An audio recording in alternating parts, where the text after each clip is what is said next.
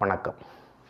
வாழ்க்கை நினைப்பதெல்லாம் நடந்துவிட்டால் கடவுளைத்தான் நினைப்பதில்லை. கடவுளையே மறந்துவிட்டால் வாழவும் தான் முடிவதில்லை. நினைப்பதெல்லாம் நடந்துவிட்டால் கடவுளைத்தான் நினைப்பதில்லை.